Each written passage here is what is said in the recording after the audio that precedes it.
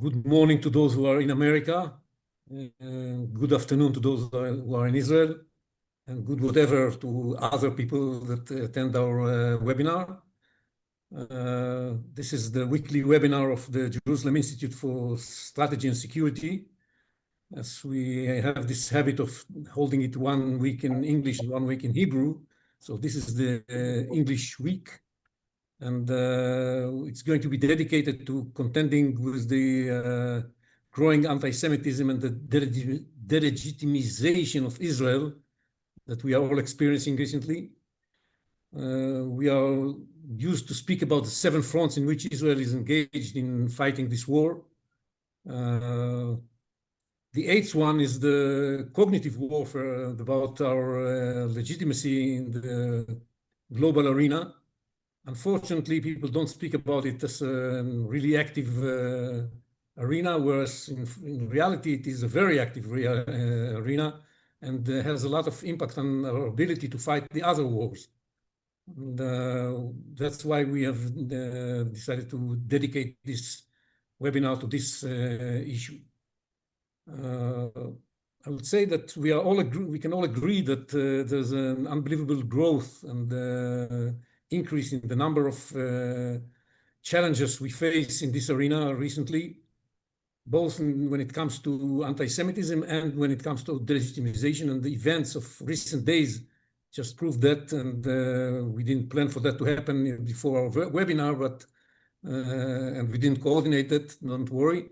But that's just a coincidence that it happened at the same time. I would say in this respect that the way people discuss the notion that Israel is guilty of genocide, ethnic cleansing, war crimes, and recently starvation, as if these allegations can be true, is alarming by itself, even if they deny it. The readiness to discuss this possibility is very concerning. And I must say that these allegations are not raised by incidents. They are the product of a well-thought-of, orchestrated smear campaign against Israel that meant to question Israel's right to exist and to weaken its ability and legitimacy to defend itself. That's what we're facing, actually. And we have recently published in the Jerusalem Institute for Strategy and Security, we published a paper 2 months ago saying bad things are going to come from the West, and we were unfortunately right. And we have analyzed the way these developments affect Israel's and the Jewish people security, and how it has an impact on its economics, and how it has an impact on its cultural standing, and its educational standing, and many other fronts that are impacted by this growth of delegitimization of Israel and anti-Semitism. And we ended up with a list of recommendations that may, if you like, look like a strategy. But the purpose of this meeting is to really discuss what needs to be done. And because we are all aware of the problems. I would like the speakers to say a few words about why it is happening, because of course, in order to develop an effective strategy, you have to be able to say a few words about what's the problem. Well, why is this all happening at the same time? But beyond that, I think that we should really focus on what needs to be done. And in this respect, I want to say that the paper we wrote, and also in our understanding, the problem is not only of the Jewish people. What's happening is right now to the Jewish people and to Israel is a part of something much wider that's happening in the context of the hatred of the West. And the fact that much of this is coming from the Red-Green Alliance, that the same people that shout death to America, death to Israel, the same people that burn American flags just as they burn Israeli flags, is clearly indicative of the fact that this is a threat not only to Israel and the Jewish people, but also to many more people and countries and cultures that are affected by what's going on here. We have, as you can see, we have 3 special experts on the topic that can help us speak about the strategies. The first one is Professor Alan Dershowitz. It's going to speak later, but he's giving the respect of being the eldest amongst us. Professor Dershowitz. The elder of Zion. The elder of Zion. Professor Dershowitz is a renowned American jurist. He's the Harvard Law Professor Emeritus and one of the most prominent defenders of Israel on the global stage. He is the author of several books on law, civil liberties, and the case of Israel, which is the name of one of his books.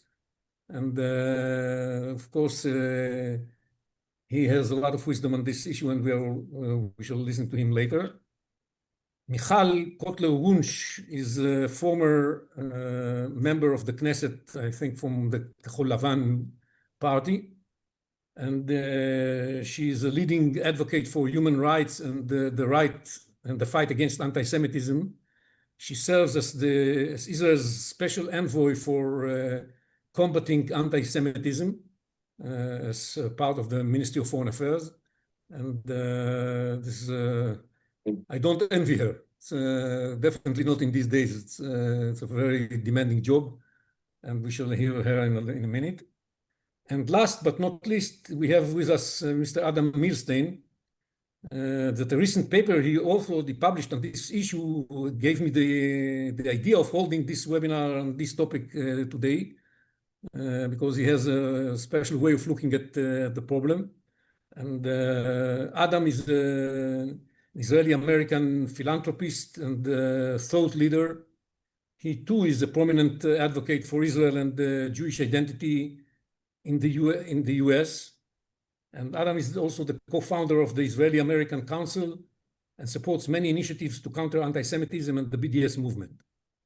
So these are the three panelists that we have with us today.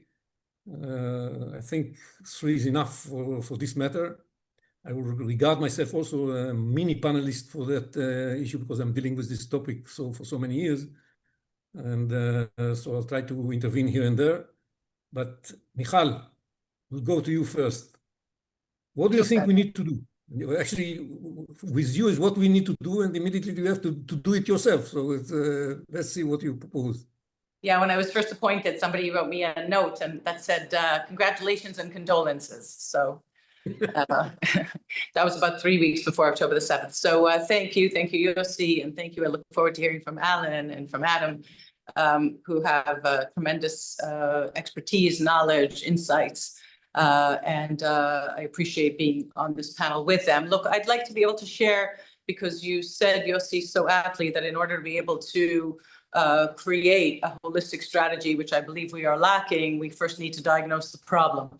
And I'll say that from my perspective, that eighth front that I very often speak of, because in Israel, including in the last 21 months, we've been speaking about the 7 fronts of war. But this 8th front, when I was a Knesset member, as you mentioned, in the Security and Foreign Affairs Committee, I said at the time that this 8th front will indeed decide Israel's ability to fight on all other fronts. What we know in the last 21 months is that it is deciding, impacting, if not very adversely affecting Israel's ability to fight on all other fronts. And so in many, many ways, what I think of anti-Semitism as is both the weapon in this 8th front and a symptom of this 8th front. It's both, because it's how anti-Semitism works. If you will, the conspiracy, the mother of conspiracy theories of the world. And actually, you know, I just recently read that Echad Ha'am was actually very happy with the blood libel being what it was, because it was clearly false, as we would never eat the blood of a child to put in our matzah. It would not be acceptable. But where I want to start my presentation or diagnosis of how we got to this actually echoes in precisely that understanding in the 1975 Zionism is Racism UN resolution, Soviet propaganda alive and well on university campuses. I think we would be remiss if we did not understand that this launch of the unconventional war for public opinion, of which we are experiencing the manifestations, including in the tsunami of anti-Semitism around the world, began at the very least 50 years ago with that Zionism is Racism UN resolution. And at the time, if you listen to or read Patrick Moynihan's speech, the then US ambassador to the UN, that is precisely what he actually diagnoses in the Zionism and Racism resolution. And that is that Zionism can't possibly be racism, because we are not a race, we are a people. And he goes into a very detailed analysis, understanding the implications that if Zionism is racism and Nazism is racism, well, then it won't be long before Zionism will be compared to Nazism. Welcome to 2025 on every university campus, every protest on the streets, every social media post, and every one of the manifestations of the normalization of anti-Semitism that we see, in which a violinist and cellist and conductor will not be served if speaking Hebrew in a restaurant in Vienna. And if I may, I just saw that if Professor Dershowitz himself can't actually purchase what he would like to purchase because he won't be served in Martha's Vineyard in the United States of America. So to understand how we got to this place, I think it's very important that the first thing that we do is recognize that it is a matter of war. It is a war front. And you, Yossi, better than many others on this call, on this conference, can actually tell us that in war, what we need is not branding or marketing, or as we would say in Hebrew, hasbara. For me, one of the most detested words, because hasbara, somebody told me recently that the Queen used to say, Alea Shalom, don't complain, don't explain.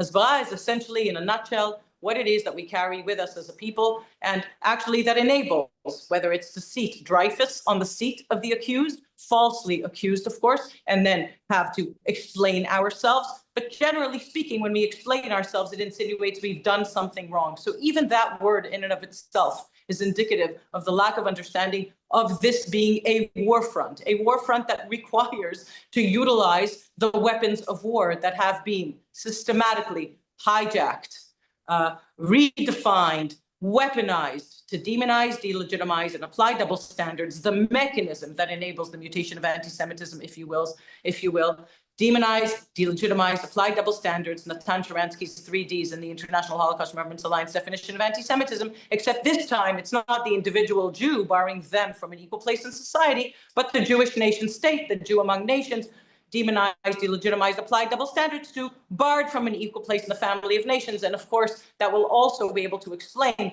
why it is that European countries, it just echoes European colonialism all over again. Not only are we accused of being the European colonialists, which of course we are not, but they will actually then define for the state of Israel what should or should not be recognized in this 21-month-long war that was waged by Hamas, a genocidal terror proxy of the Islamic regime in Iran, alongside the other proxies, alongside Iran itself, in a 21-month-long war, demanding that we recognize the state of Palestine and actually emboldening that genocidal terror entity, Hamas, to continue holding the 50 hostages, one of whom has been there for 11 years. We marked yesterday, Hadar Golden, actually killed and abducted shortly after an internationally brokered humanitarian ceasefire in 2014 and held since in standing violation of law and morality without any repercussions, to the sound of international silence, to the sounds of international false moral equivalency, and of course to the sounds of impunity that only emboldened the understanding that 250 more human beings could be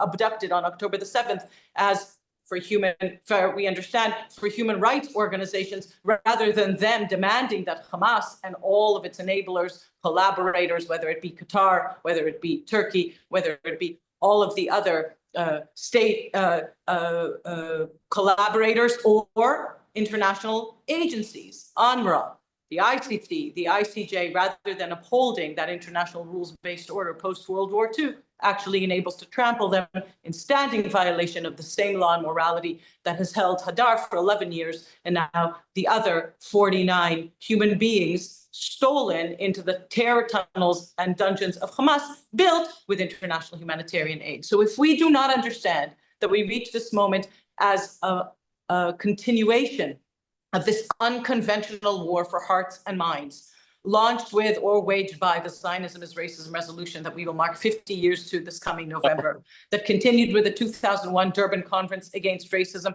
that turned the state of Israel into an apartheid state. And I too am old enough to remember precisely what apartheid was, and Israel is not an apartheid state. But since the 2001 Durban Conference Against Racism, we have seen Israel apartheid weeks across campuses in North America every single year, meaning that we have 24 years of graduates of university that now know not only is Zionism is racism, but that Israel is an apartheid state. And of course, from my perspective, the most Orwellian, inverted reality or inversion of fact and of law in the aftermath of the October 7th massacre. And that is, of course, the hijacking and appropriation and weaponization of genocide itself, a term which everyone here likely knows was coined by Raphael Lemkin to describe the atrocities of the Holocaust, in which his entire family was annihilated, alongside Lauterpacht with crimes against humanity. Well, that very term that was the basis for the 1948 Convention for the Prevention and Punishment of the Crime of Genocide, of course, of which Israel was one of the first signatories, utilized to seat Israel on the dock of the accused, if you will, in what was a kangaroo court that accuses the state of Israel of this crime, even as it defends itself from openly declared genocidal intent, not just the war crimes and crimes against humanity perpetrated on and since October the 7th, but openly declared intent to perpetrate those war crimes, those crimes against humanity, and to commit genocide, to annihilate the state of Israel and murder Jews, as the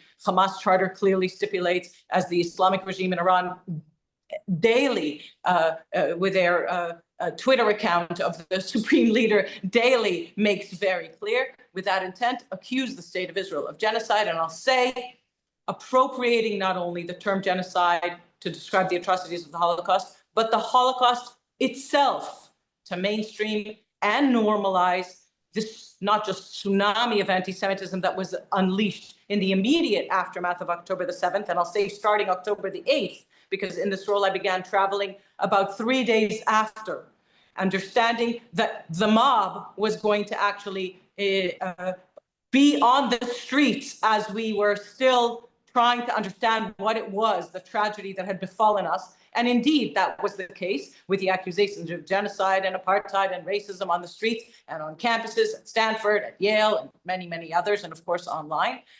But the understanding that the mainstreaming of anti-Semitism, its normalization, and with this, Yossi, maybe I'll close with exactly what you warned of, that normalization of anti-Semitism is what the late Rabbi Sachs warns of as the most reliable sign, historically speaking, as an ever-mutating hate that has existed for thousands of years and has mutated. It did not die in Auschwitz. Mutated by latching onto the guiding social construct of each time, religion, science, and the secular religion of our times, human rights, knowing that it is but the most reliable sign of what becomes a major threat to humanity and to freedom and to the dignity of difference. As the late Rabbi Sachs writes, well, it is that normalization of anti-Semitism that we are seeing around the world is mirrored with a normalization of genocidal terror and tyranny. There is no other words to explain what is happening in democracies around the world and in societies around the world that cherish life and liberty, and understanding that anti-Semitism is just the first to present itself as that most reliable sign because of its mutative ability, but that the imperative then becomes to rally all those who cherish life and liberty in order to understand that anti-Semitism is not the problem of Jews, as we wouldn't say it about any other form of hatred or bigotry. Anti-Semitism, too, is not the problem of Jews. It's the problem of anti-Semites and of the places and spaces that allow them to spread, to fester, to infect with this ever-mutating lethal virus, which has once again raised its head in its normalized strain, if you will, of anti-Zionism, the denial of Israel's very right to exist. And maybe we'll get into it after, but the most important resource that we have and must insist on is, of course, you can't combat something without identifying it. You can't identify it without defining it. And of course, that makes the IHRA working definition, the International Holocaust Remembrance Alliance definition, the result of a long democratic process adopted by more than 40 countries, by more than 1,200 entities. I'll say that my counterparts from around the world, when we convened in last July in Argentina, marking 30 years to the Amia bombing, we once again endorsed the IHRA in what we called the global guidelines for combating anti-Semitism, that actually every one of the signatories committed to unrolling, to creating and then unrolling or executing or implementing a national strategy for combating anti-Semitism, the State of Israel too. The understanding that the IRA working definition is the most important resource. And for those that weren't sure before October the 7th, if they're not sure now with all of the masks that have been actually removed brutally around the world, that anti-Zionism is just, if you will, the modern mutated strain of what is an ever-mutating hatred. But once it is unleashed, the genie is out of the bottle. All previous strains, as we know, post-COVID, the old strains of the virus, they don't die. So whether it's blaming the Jews for controlling the world, whether it's Holocaust denial and inversion, whether it's each one of the examples that are so critical to the IRA working definition, if we are to comprehensively identify and combat it, that becomes the beginning of the conversation everywhere that I've been, whether it's with legislators, with university presidents, with police chiefs, with mayors, with, of course, students and Jewish community organizations around the world and non-Jewish organizations around the world that recognize this as I said before, just the most reliable sign of what ails and becomes a major threat to humanity and freedom and the dignity of difference. So I'll end here so we can leave it to the others, and I'm happy to continue the conversation. Thank you, everybody. Thank you, Michal, for these opening remarks. I have many questions following it, but let the other speakers speak, and then we'll come back to that. Maybe they have the answers. Who knows? Adam, what do you think about the strategy needed? Thank you, Cooper, and thank you, Michal. It's a pleasure to hear you. Your views, I agree with all of them, and welcome to this very difficult assignment of combating anti-Semitism on behalf of the State of Israel. As Cooper mentioned, I was born in Israel. I served as a combat soldier during the Yom Kippur War, and I landed in Los Angeles in 1981, so I've been here about 45 years. I'm a businessman who converted into philanthropy, so I'm not a scholar, I'm not an author, I'm somebody that actually involved in fighting anti-Semitism on a daily basis through what I call venture philanthropy model, which I will go into details in a few seconds. Now, just a few words about anti-Semitism. Today, I'm not going to explain what it is. It's pretty clear what it is, but it's the world's oldest hate. After the Holocaust, there was a substantial reduction in anti-Semitism, but since the beginning of this century, as the memory of the Holocaust started to fade, anti-Semitism started rearing his ugly head, but this time it wasn't the classical anti-Semites of white supremacists and neo-Nazis. It was actually a new movement promoted by strange fellows, the Islamo-leftist coalition, who attacked the Jewish community with the BDS movement, which is only coming to criticize the State of Israel while loving and endorsing and embracing Jews. And many Jews embraced the BDS movements, invited them into their homes, but over the last 15 years, this BDS movement had transformed into a bluntly anti-Semitic movement. And many, many Jews woke up and maybe now understand that we need to fight back. Now, each conflict between Israel and the Palestinian, or mostly Israel and Hamas, substantially intensifies the anti-Semites in the United States and in Europe. And before October 7th, the last conflict took place in May of 2021. And anybody that still remember, there were riots in the streets, students, Jewish students were locking themselves in the dorm. There were calls to kill Jews in London, in Paris, and in New York. But as soon as the war stopped, anti-Semitism kind of took a break, getting ready for the next conflict. And the next conflict, October 7, was a watershed moment for the Jewish people. Well, 1,200 Israelis were brutally murdered, hundreds were kidnapped to Gaza, 3,500 were injured. The global response was actually to justify, normalize, and even celebrate the attack and the mass killing of Jews. When the illegal acts occurred, before there was any dispute or argument, I didn't know what it was. Alan. All right, let me continue then. We're waiting for Alan Dershowitz to join us and present his perspective, but until then, This war has been raging for about 21 months. And let's be blunt, as long as the war continues, anti-Semitism around the world will continue to intensify, becoming more and more normalized, mainstream, and violent. And when we speak about violence against Jews in America, traditionally it was conducted by neo-Nazis. And everybody remembered the last big attack in 2018 on the Tree of Life synagogue in Pittsburgh. Now, white supremacists are still capable to pick up assault weapon and kill Jews, but all the recent attacks of the last 5 years are not attributed to them. In May of 2025, 2 Israeli staffers were murdered in DC on the street, coming out from a Jewish event by a radical left killer who was shouting, "Free, free Palestine." In June, in Boulder, Colorado, an Egyptian immigrant inspired by the Muslim Brotherhood attacked Jewish protesters, killing one 82-year-old lady and injuring another 14, some of them Holocaust survivors. Also, he was shouting, "Free, free Palestine."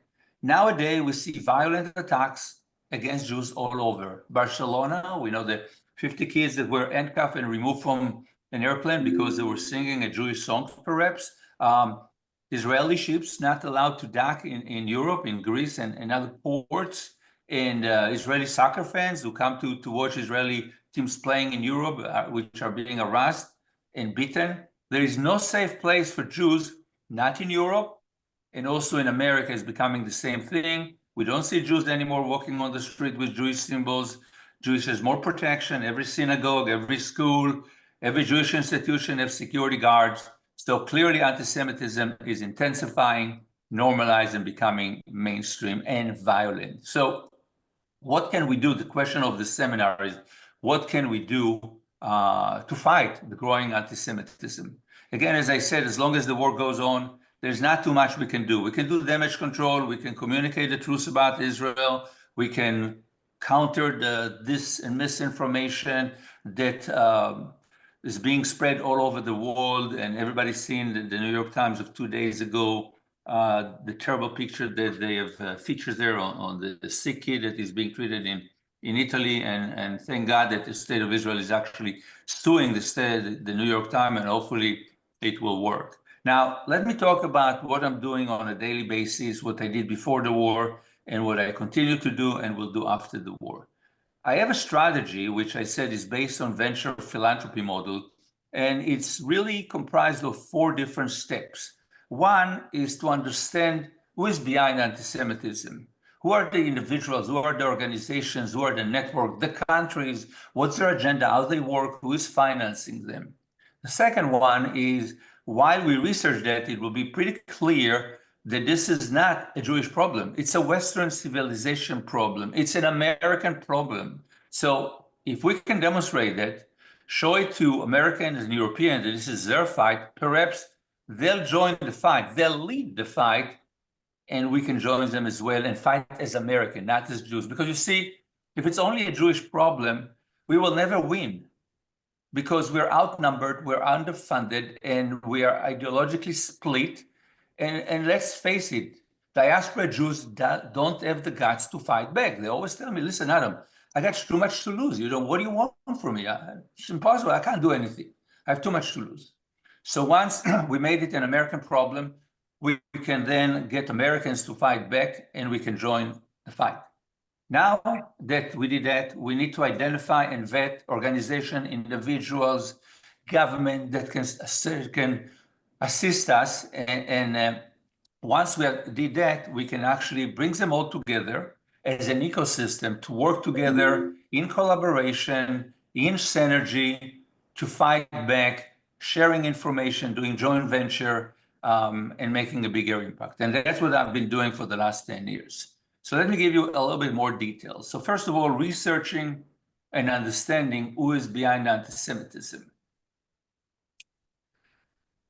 Domestically, the main people behind anti-Semitism today is what we call the Red-Green Alliance, or the Islamo-Leftist Alliance, comprised of radical left, people that believe in extreme socialism and in Marxism, who would like nothing else but to see the United States collapse so that they can destroy the United States to build it back better. Remember the statement, build it back better? For that, they need to erase our way of life, our constitutions, our freedom of speech, our democracy, and then there'll be something better. But it never worked any place in the world, this euphoric view, but they still believe in it. And more people believe in it. You know, most of the kids today believe in socialism more than they believe in capitalism. Now, the Islamo movement, the Islamists, the radical Muslim, always hated Jews. It's not something new. But what they would like to see, and what they're doing in Europe, and would like to see the same in America, is to make it an Islamist country, bring Sharia law, make the regime very similar to the regime that we have in Iran.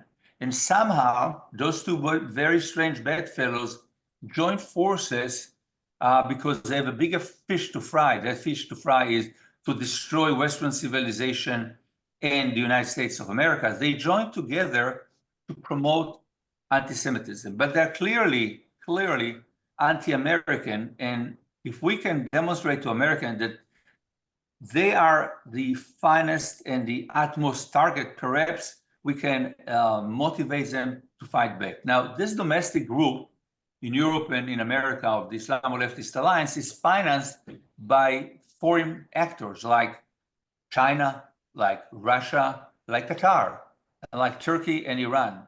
They're pouring billions of dollars into our education system, into our media, into our corporate America, into the sports, into entertainment.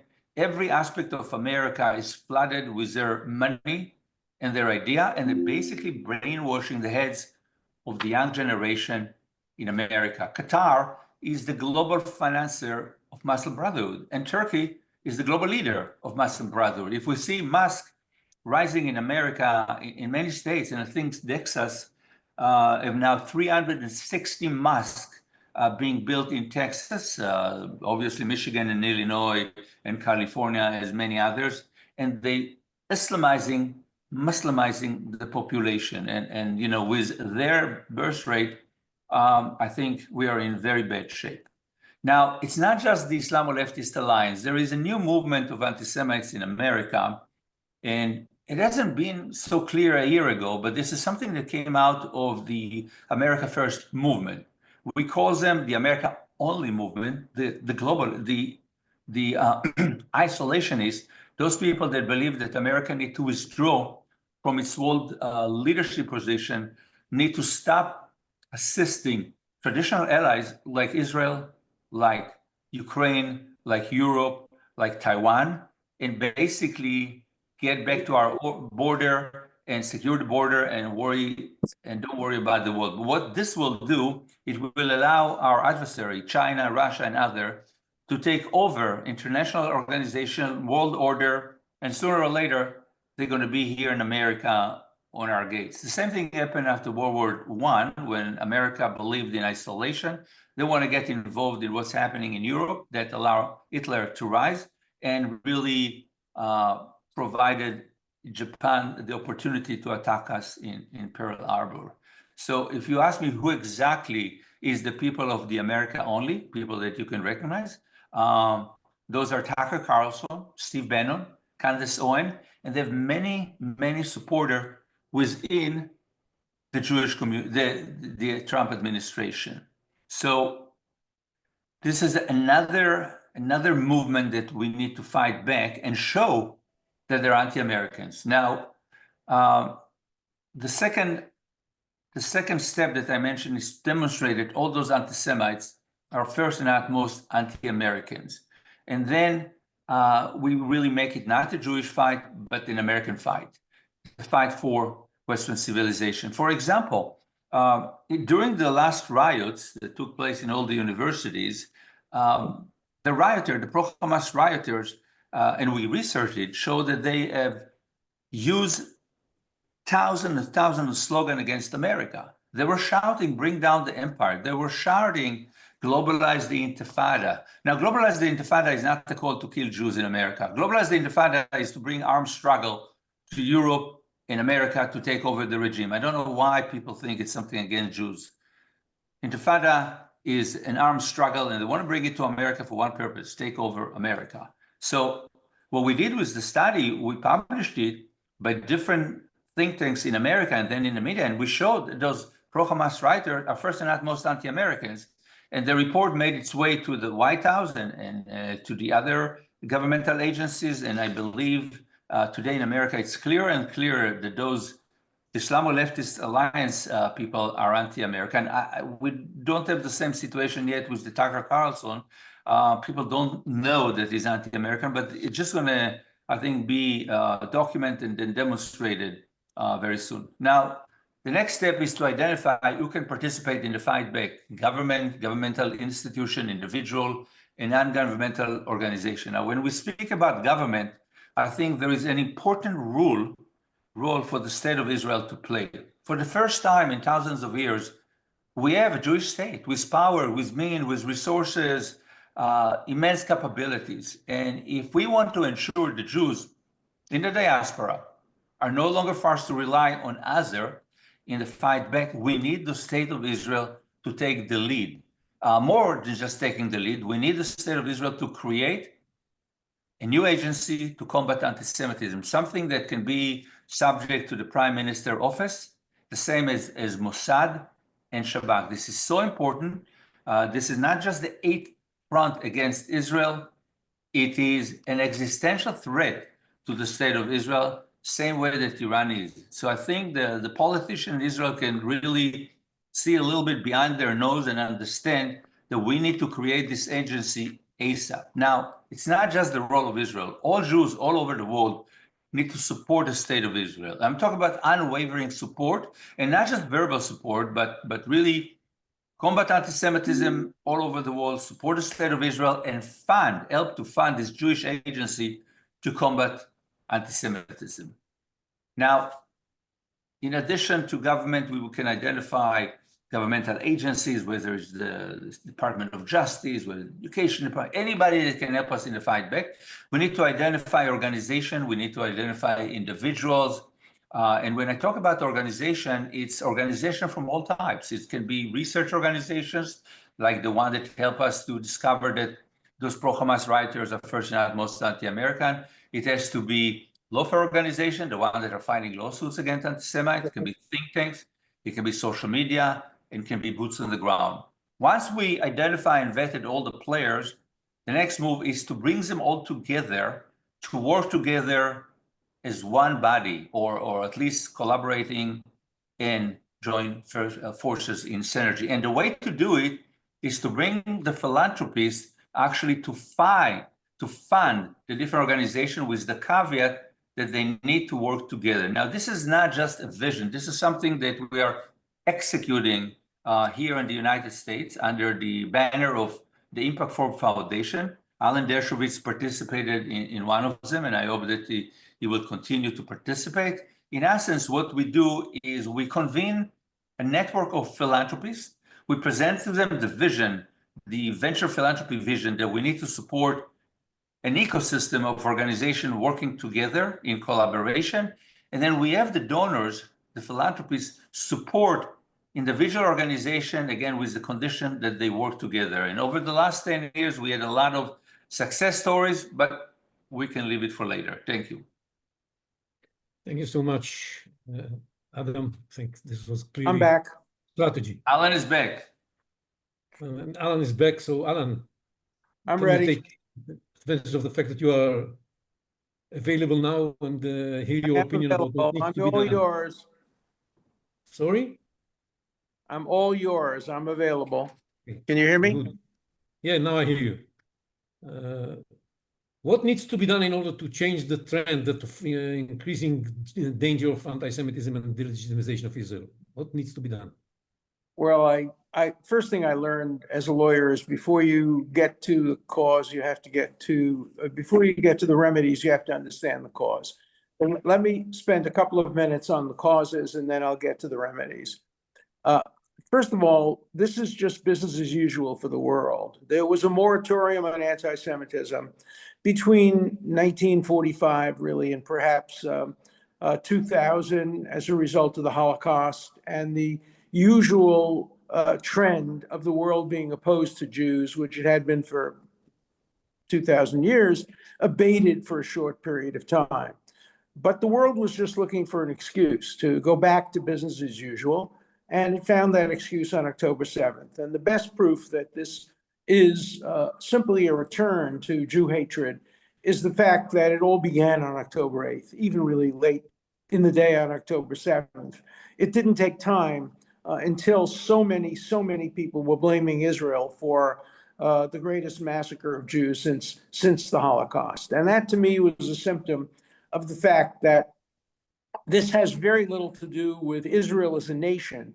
It has a lot to do with Israel as a nation state of the Jewish people, but it doesn't have anything to do really with politics. It certainly doesn't have to do with the Palestinians. The Palestinians are the weakest human rights cause, not only in my lifetime, but I can't imagine a weaker cause in the world. Here you have a group that was offered a state by the Peel Commission in 1937, by the UN in 47, 48. They could have had a state in 67. They could have had a state in 2000, 2001, as Bill Clinton said. He offered them 96% of the West Bank, 100% of the Gaza, 4% of Israel, capital in Jerusalem, return to some refugees, you name it. Then they started Intifada, and then they were offered a state again in 2007 after Gaza became free in 2005. Could there ever be a weaker cause for human rights than the Palestinians? There is no weaker cause. If you list all the causes in the world, kind of human rights causes, refugee causes, Palestinianism wouldn't even make the list. The only reason that Palestinianism is popular around the world is because of who their alleged oppressors are, the Jews. It has nothing to do with Palestinians. It has almost nothing to do with the state of Israel. It has everything to do with the fact that this is about Jews. So this is about anti-Semitism. This is about anti-Judaism. This is about Jew hatred. And it's always been about that. And the fact that on October 8th, you could see this kind of hatred, 13 groups at Harvard, more around the country, including Amnesty International, feminist groups, gay groups, you name it, all blaming Israel for what happened on October 7th. Could anything be more dramatic proof that this has nothing to do with what Israel does? It has everything to do with what Israel is, namely the nation state of the Jewish people. It has everything to do with the fact that this is about Jews. Unless, if you fail to understand that, you fail to diagnose the problem properly.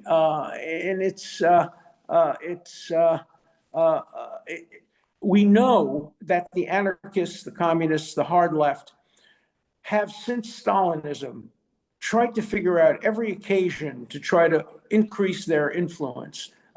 They picked up Black rights in the 1930s and 40s. They didn't care about African-American people. They picked up gay rights. They'll do anything to disable a country. So now they picked up the Palestinian cause. By the way, communists, anarchists, leftists were very pro-Israel when Israel was first established. The Soviet Union recognized it. When the Soviet Union changed in the early 60s, the radical left changed, the Noam Chomskys of the world changed. The Norman Finkelsteins of the world changed. They were simply following the anarchist communist line. So when you have this combination, you can call it the green and the red. And by the way, I thought both speakers brilliantly analyzed the political problems that Israel faces. But I want to talk more about the deeply psychological problems that they face. And so it's so essential that we understand that Israel can do nothing right, that there's nothing Israel can do that's right. If Israel today were to create a ceasefire unilaterally, give Hamas a victory, allow every bit of food from and medicine from Israel to come in, it wouldn't change the young people's attitude. It would change some thinking people's attitudes, but it wouldn't change young people. It probably wouldn't change the New York Times. I'm not sure about whether it would change CNN. And so I am extraordinarily pessimistic about our ability to win the information war. If I were a Machiavellian advisor to the Palestinians who had no morals, just Machiavellian advisor, and they had asked me on October 6th, 2023, should we do this? And I could see the future. I would say, by all means, do this. You know, rape children, rape babies, rape women, cut off people's heads. Yes, it will help you. And it did. Hamas has gained enormously from October 7th. Why? Because the world has allowed it to gain on October 7th. The idea that France and Australia and Canada and England are all going to recognize what? A non-existent Palestinian state, essentially as a reward for October 7th, really, I think, demonstrates that the idea of dramatically changing public opinion for the future is hopeless. So I have two suggestions. One deals with the Hasbara, and that will only be incremental and a slight improvement. And I've advocated this for now 25 years, and only one person in Israel agrees with me, and I'll tell you what the plan is. And that is to move all Hasbara out of politics and into the office of the president. Because Hasbara should not be partisan. It shouldn't be in the foreign office. It shouldn't be in the prime minister's office. There's too much of a danger of a conflict of interest. It should always be Hasbara, all of Hasbara should always be in the president's office, and only the president should be able to make final decisions about how to present the case for Israel. It's not only because Herzog is much more popular around the world and much less controversial than Netanyahu. It's not personal, it's institutional. And institutionally, it's very, very important. The second point, which sounds like I'm giving up, but I'm not, and that is over the next 10 years, Israel has to assume that it's going to lose the support of the United States. The Democratic Party has become an anti-Israel party. It's not quite Corbyn's party in England, but it's very much closer to Trudeau's party in Canada and the Australian left and others. I think that that Israel will lose the United States if the Democrats regain control. And in America, you know, you can't ever predict that the Democrats will not gain control. As probably some of you know, I've been a Democrat since I was 13 years old. I was walking around the streets of Brooklyn carrying signs for Democratic candidates. I voted for every Democratic presidential candidate until the most recent election. I have quit the Democratic Party, and I'm about to publish another op-ed in which I say, although I'm not a Republican, I'm going to work very hard to see the Democrats defeated in the midterm election and in the next presidential election, of course, depending on who the candidates are. But I think if and when the Democrats regain control, and they will, at some point, their support for Israel will disappear, or will be minimized, or will be at least cut back very substantially. The only thing we can do about that in America is start not voting for Democrats. I will no longer ever vote for a Democrat, no matter how good the Democrat is, if I think that will give the Democrats control of the House or the Senate, because that will mean that the squad has chairmanships, that even moderate Democrats like Klobuchar of Minnesota recently came out in favor of cutting off arms supplies to Israel. So I don't think that Israel can any longer count on support from the United States over the medium or long term. Now, they can count on it during the Trump administration, but Trump very likely will be succeeded by Vance. I know Vance. I've spoken to him. He's not anti-Israel, but he's isolationist in his orientation. And so I do think that even 4 years, 3.5 years from now, when if the Republicans maintain control, or if the Democrats maintain control, support from the United States will be diminished. Therefore, for me, the first priority, the first, second, third, fourth, and fifth priorities are Israel becoming self-reliant. Israel has to become, it's already Athens, it has to become Sparta. And it has to have a worst case scenario. It doesn't give up on Hasbara. It doesn't give up on trying to change people. It doesn't give up on all the wonderful things that Adam Milstein is doing, and he should be doing it forever and ever and ever. It's incredibly important, but it takes a worst case scenario view. What if? What if it doesn't work? What if we can't persuade the Canadas of the world and the Australias of the world? By the way, Canada has, as you know, and as I'm sure as our first speaker can acknowledge, one of the worst records dealing with Jews during the Holocaust. Even one is too many. And then as soon as the Holocaust was over, welcoming Ukrainian Nazis. So though I'm a great fan of some Canadians like Erwin Cotler, I am not a fan of Canada. I worked with Pierre Trudeau on the War Measures Act back in 1970 through Erwin Cotler. But today I regard Canada as an enemy of justice and an enemy of peace, as I regard France and England. So for me, the other step that must be taken, and it must be started immediately, is Israel must build an arms industry that is totally and completely self-reliant. It can't depend, as they did in the end of the war of '73, on Kissinger's good graces. It can't depend on the United States continuing to provide weaponry. It has to create its own ability to manufacture not only the best AI in the world, but also jets and others like that. We all can hope that it will never come to that, but hope's not enough. I'll just end with, obviously, my favorite phrase from the Psalms, Hashem oz li amo yitein, Hashem yivarech et amo b'shalom. Only through strength, through great strength, through greatest strength in all of our enemies, will Israel prevail. Having said that, Israel came out of the October 7th disaster stronger than ever militarily. And the world loves winners in the end. It can attack them, it can, and young people don't love winners, but the people who make decisions in the end. My advice to Israel prior to the invasion, the attack on Iran, my advice to Israel, and I stated it publicly and I stated it privately, is go into Iran only if you are absolutely assured of a total and complete victory. That will change Trump's mind.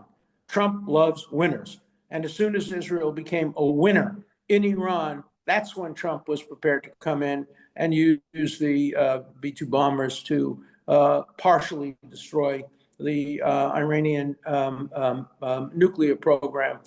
So my bottom line is to Israel, do not compromise 1 inch of your security, of winning wars, of defeating Hamas, of rescuing the hostages, of doing all that. Don't sacrifice 1 inch of that for the false hope that you will gain support among young ignoramuses who are marching today for Hamas. That battle is lost. It's not going to be won. But even if you disagree with me, even if you think there's a good chance it will be won, we certainly have to prepare for the eventuality that Israel will be alone in the world, the way Jews were alone in the world between 1940 and 1945. We failed to take into account that disaster between 40 and 45. And if we want to make sure that Israel thrives, survives, that the Jewish community thrives, survives, we must be sure that Israel has the self-determined ability to defend itself against all evils and to destroy all enemies. The Jews of America, the Jews of Europe, will fight our own battles, and we'll win some, we'll lose some, and we will survive. Israel is a different situation because for Israel, it's always existential. All Israel has to do is lose one battle. And as the head of Rafsanjani, the former head of Iran, correctly put it, Israel is a one-bomb state. All you have to do is manage to get one nuclear weapon bombed in Tel Aviv and Israel's over. Nobody will ever live there again. There'll be radioactivity. Everybody will make Yerida and will leave. And already we're seeing some of that happening.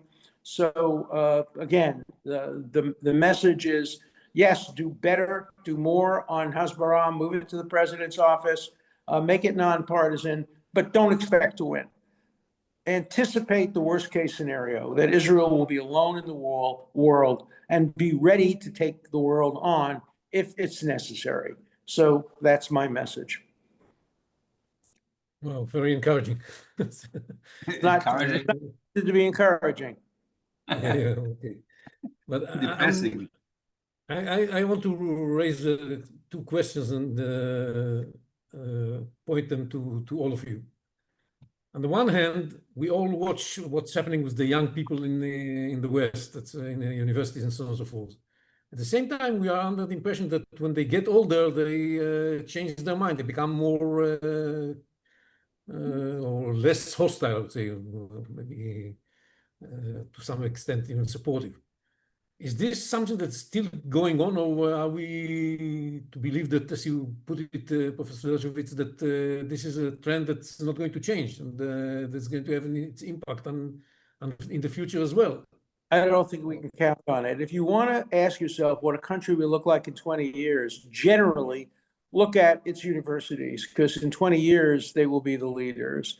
We didn't anticipate how the Vietnam War would change older people leadership. There'll be some of that. When you go to work for Goldman Sachs, you're not going to become virulently anti-Israel when you mature and you have children, all of that. That will have some discernible impact, perhaps. But when I deal with the worst case scenario, let me give you my biases for a second, my background, just to make it clear why I am a natural, if not pessimist, realist. I'm a criminal defense lawyer.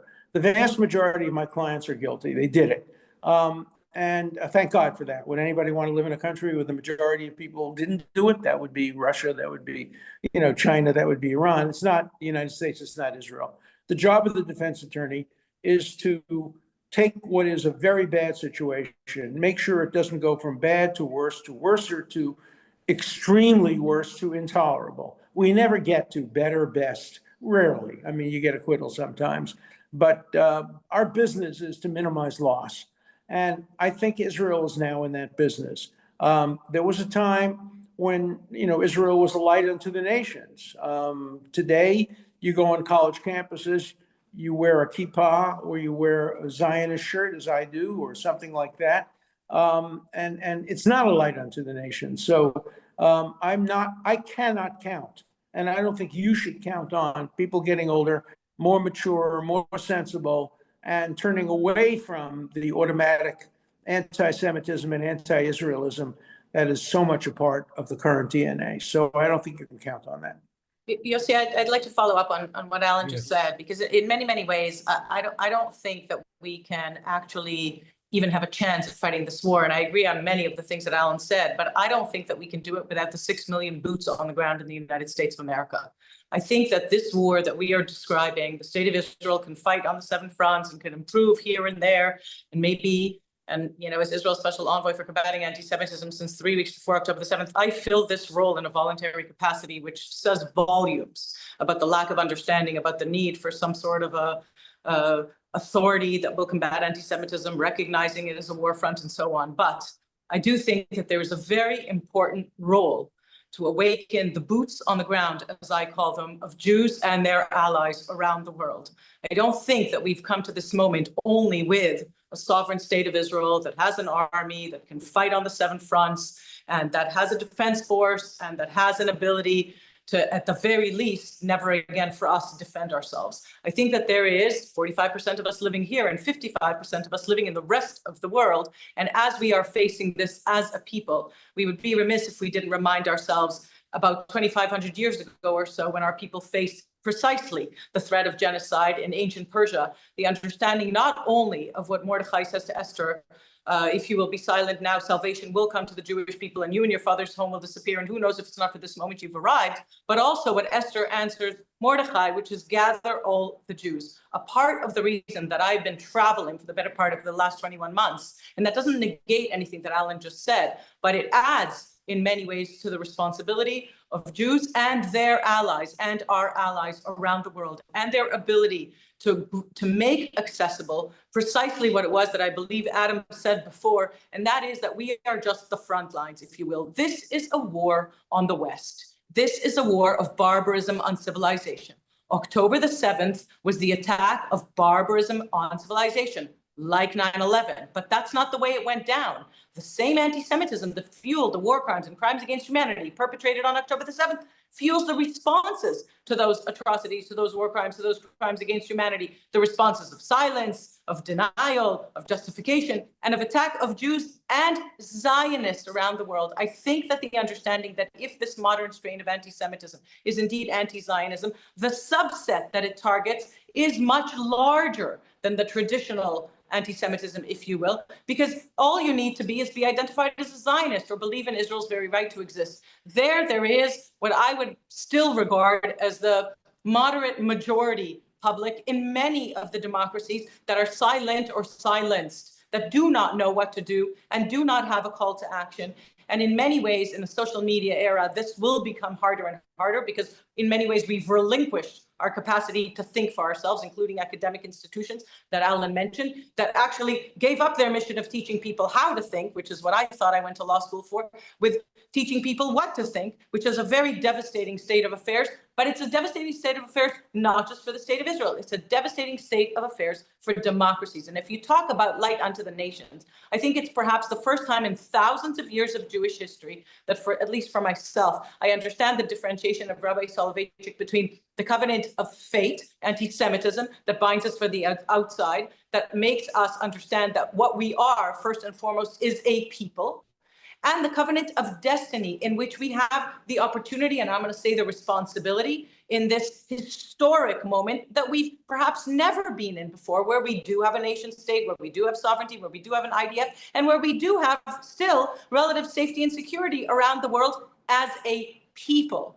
And combating this modern, mutated strain of anti-Semitism that's become not just normalized, but that predicts a threat to democracies, to the foundations of democracies, to human rights, to justice as we understand them, including in Canada and Europe, and hopefully not in the United States as well. I think that there we do have a role that actually, for me, is a call to action for Jews around the world, not only for the state of Israel to lean in, if you will, to that covenant of destiny that understands the role and responsibility, and that understands what I believe is perhaps in Washington, D.C., freedom is not and was never free. The only democratic country that currently understands, and its population well understands, having 3 of my own kids in the army for the entire duration of this war, and burying more of my friends' kids and kids' friends than I will ever be able to process, the only democracy at the moment that understands the implication of freedom not being free at the moment is the state of Israel. If we do not make that accessible across other democracies, at least to their public, if not to their political leadership, then in many ways, what we see in Israel is just the front lines of what it is that the West, in this raging war of barbarism on civilization, and the intent of October the 7th to build an alternate reality on the rubble of our civilization with this axis of evil, that whether it's the criminal Islamic regime in Iran, Qatar, Turkey, and others, the understanding that we are at the brink of or in the midst of something huge, which is way beyond Israel, for me is a call to action to Jews around the world and of course our allies as well. Disagree with 2 important points of your otherwise brilliant statement. We're going to lose this argument. This is a war in the West. I've been making this argument over and over again. Of course, it's true. People don't care. Nazism was a war in the West. Communism was a war in the West. People just don't care. They don't think that they're being attacked. First, they're concerned it's only the Jews. And, good people will support the Jews, bad people won't. The other point where I disagree is you use the word the Jews. We are the most divided that we have ever been in the history of the Jews. I agree. People got out of Egypt and rebelled against Moses. If I could ban 2 publications, I don't believe in banning publications, but if I could ban 2 publications, if I had 2 little chits to ban 2 publications, it wouldn't be Al Jazeera. It would be Haaretz, and it would be the Jewish Daily Forward. Jews are our biggest enemy. And that's true on college campuses. Almost all the demonstrations against Israel are led by Jews.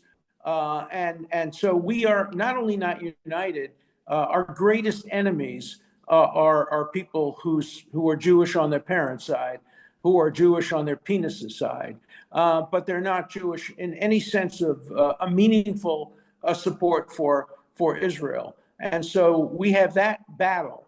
And I see young people, and I'm involved with young people all the time in three different criteria. One, there's never been a time when pro-Israel Jews have been more powerful, more influential, more together. It's phenomenal. And I have to say, I have such pride in the fact that I started the first Chabad on any college campus. We started at Harvard. We now have 400 Chabads. We now have a Chabad, believe it or not, on Martha's Vineyard that 90% of the Jews wouldn't go near. But Chabad has led the campaign for Jewish identity on college campuses. So that's one group that's very pro-Israel, more pro-Israel than ever, more active, incredible. Then there are the totally anti-Israel Jews, the Noam Chomsky's, the Norman Finkelsteins. And then there's the most important group, the very, very largest group, the group that used to say, we're not identified with Israel, but we call ourselves Zionists because that's a good thing. Today, that group calls themselves anti-Zionists. Today, that middle group, even though they're not anti-Israel, they regard Zionism as a dirty word. And you can't get college kids, other than the first group I identified, to call themselves Zionists. I'm talking about people who have parents who are very active in the Jewish community. The word has become a dirty word on among very many young people. And we have to try to do something about that. But I think that the two most important points I'll summarize again is, although we have to continue to argue, because it's true that this is a war of barbarism against the West, we're not winning that war. We're not winning that information war. People don't believe it.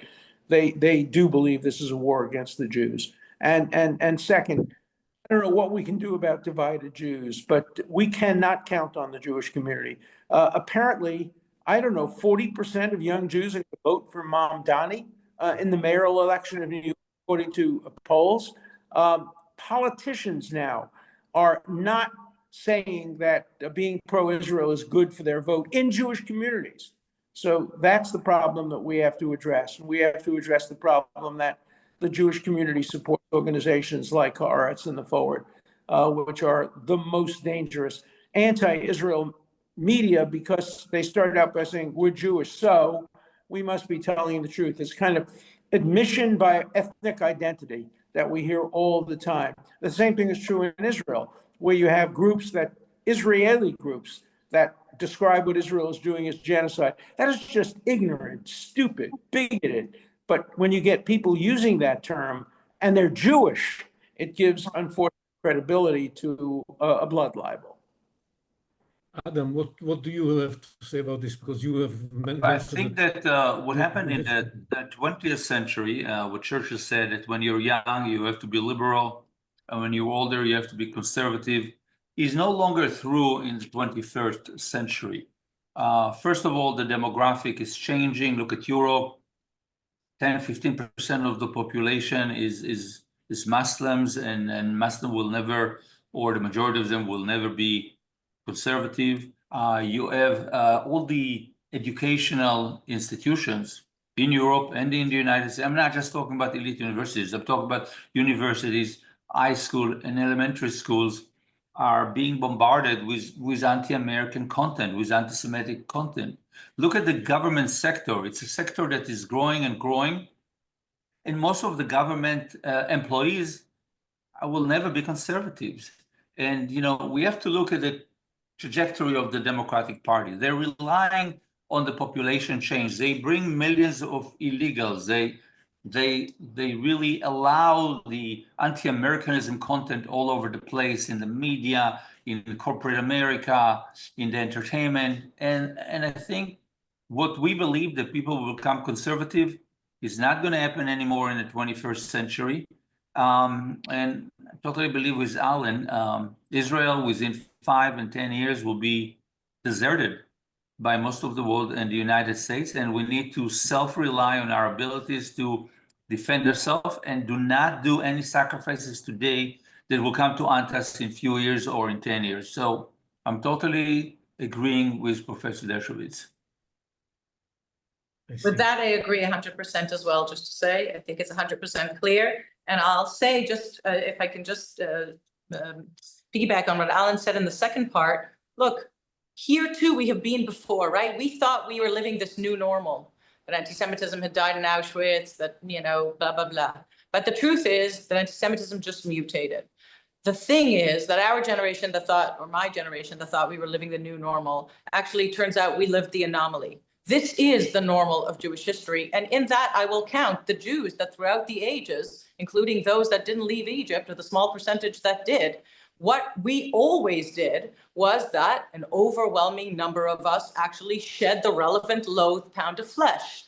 Whether it was the religious loathed pound of flesh, well, when anti-Semitism mutated to Nazism, you couldn't very well shed your, when it was science, that relevant pound of flesh, could you? Because Hitler pledged to murder up to 3 generations down. And now, and in fact, all of the protests against me when I come to campuses, the first student that gives me the pamphlet about myself, of course, says to me, I am Jewish and I hate Israel and I wish it would disappear. There's nothing easier than to shed the relevant loathed pound of flesh, thinking that all we need to do is, just not be so hated by being a Jew, but an anti-Zionist Jew.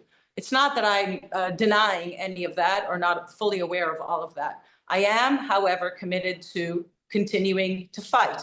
I think that Natan Sharansky's 3 Ds that I speak about so often, I've added my own 3 Rs. I am committed to continue to make accessible to that majority that you spoke about, Alan, that don't know their story. They don't remember who they are. When I walk into a room full of Jewish students and they think that they are white colonialists, and I have to say to them for the first time in their lives, even if they've gone to 12 years of Jewish education, I'm sorry to break it to you, or I'm happy to break it to you, you're not white. It's literally an irrelevant construct to the story of our people. What you are is a member of a prototypical indigenous people that for thousands of years spoke the same language and read the same book and traversed the same land and hearkened to the same prophets and returned to their ancestral homeland after thousands of years of exile and persecution with a commitment to equality. That's just Israel's Declaration of Independence. And though they've all gone on birthright, they've never read the Declaration of Independence. So in many, many ways, and I imagine that that's what Adam too does on many of his initiatives, the first of the 3 Rs is to remember, literally to remember our story, because we have a generation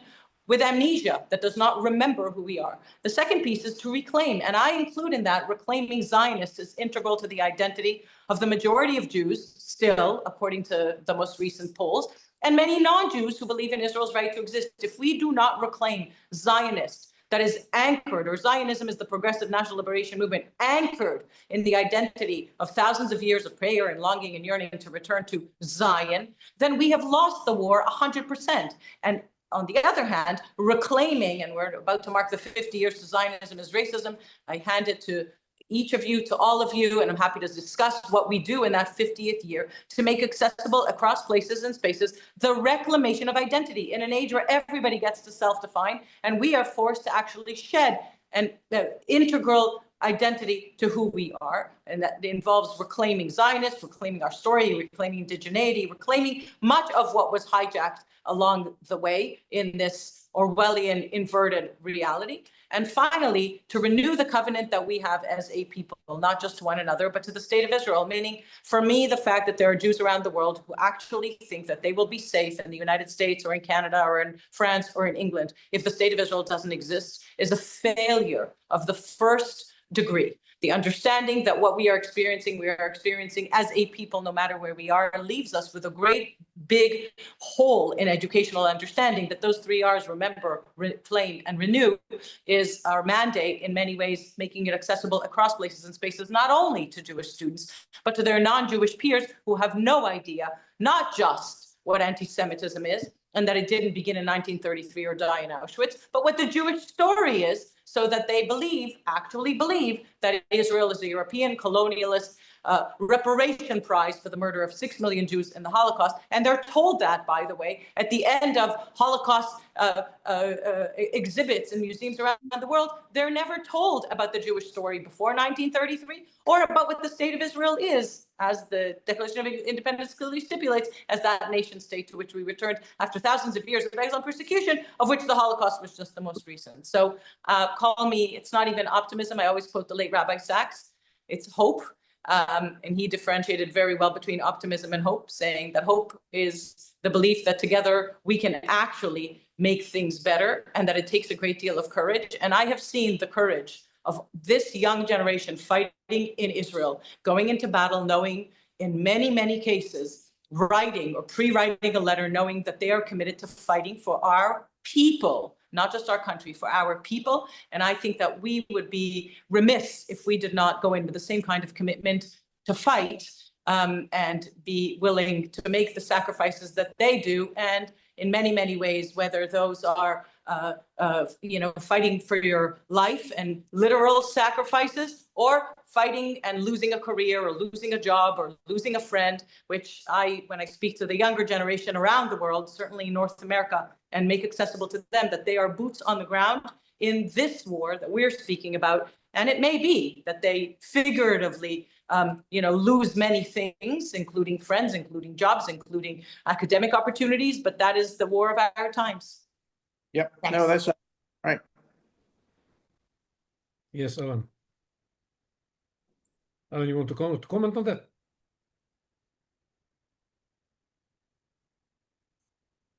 Anyhow, I have one last question. Is any of the tools that are available to us going to make a difference? For example, it was mentioned here, the possibility of putting forward some lawsuits against the anti-Semites and things like that. It's the effort to take steps against the universities that allow anti-Semitism that the Trump administration is proceeding with. Is this going to make a difference, or this is a minor issue that is not going to change much? I think it is going to make a difference. I think we ought to persist on every front. I think we ought to be smart about it. For example, the Trump efforts at universities initially backfired when they had untargeted taking money away from cancer research and scientific research. But they did the right thing by putting pressure on universities, and they did achieve a degree of success. Of course, once the campuses open up again in late August and September, we're probably going to see lots of demonstrations again. Of course, the hunger issue is such a visceral issue that it turns even people who are generally pro-Israel, because they don't think about it. They see a starving child. They don't realize that the child had multiple sclerosis.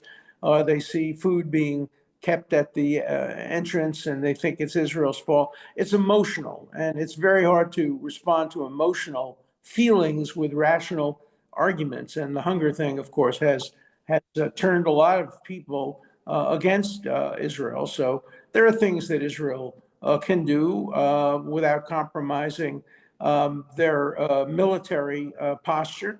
And Israel should do all of those things and should do them quickly. But the lawsuits alone won't change the young generation of people.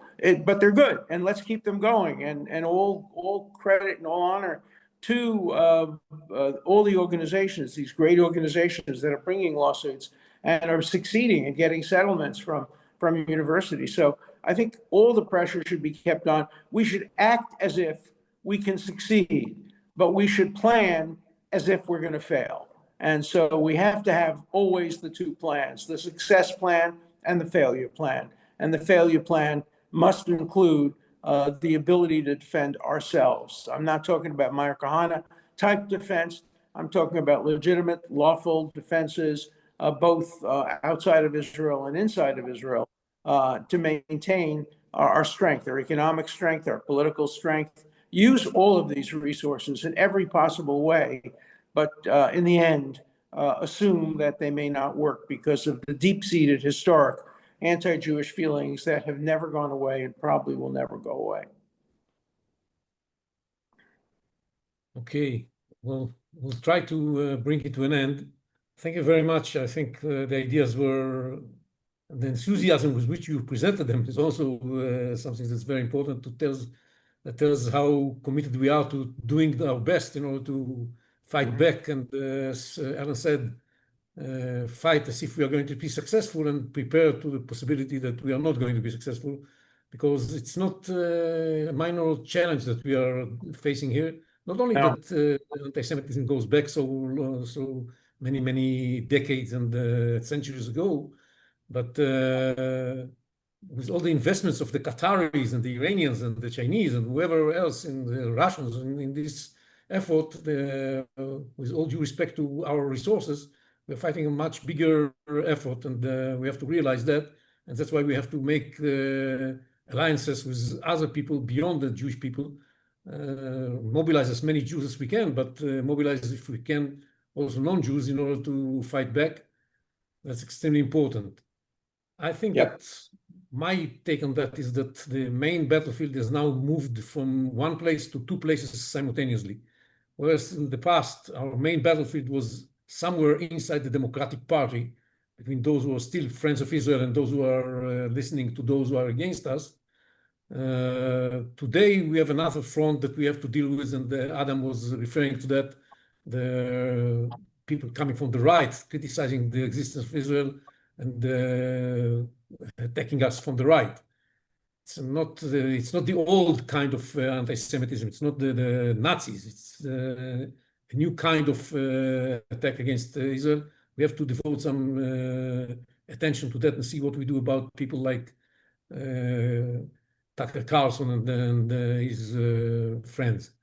That's another problem because they are close to the administration, and that's something we cannot afford losing. And at the same time, we have to be still relevant to what's happening inside the Democratic Party. The case of Mamdani that was mentioned here is a terrible case that we have to say, how do we make sure that it doesn't become a plague and goes beyond New York, and that it is in New York is bad enough. But there is the risk of that spreading into other places as well. And I think that we need to be prepared to fight back on these issues too. And that's why we have to find friends still inside the Democratic Party. You saying, Alan, that you gave up on that. But I believe that we still have friends inside the Democratic Party, and we have to I agree with that. make the best, to cooperate with them as well. I agree. And widen the base of people that understand that know what's right and what's wrong, and that know that when this picture appears on the New York Times, we should have looked at more information. We should have more information about it, and hold the New York Times accountable for something like what they did. And that's very important for us to do in order to be able to widen this base. And unity of all those, and cooperation and coordination of all our efforts is critical, as Michal and Adam mentioned. And there's a lot of work to do, I take your advice, Alan, about moving this center of fighting anti-Semitism and delegitimization from the political areas to the president's office. I'll share that it's been tried by myself and wasn't very successful. It's a pity, but I don't know. I never tried that, so maybe because I know at least for President Herzog is very dedicated to the fight against anti-Semitism and delegitimization. So maybe there is a chance, and at least I'll take all the points raised here and try to put up a paper about what strategy we should adopt, and as a result of this webinar. Sorry. Thank you very much. And, Thank you. Thank you again.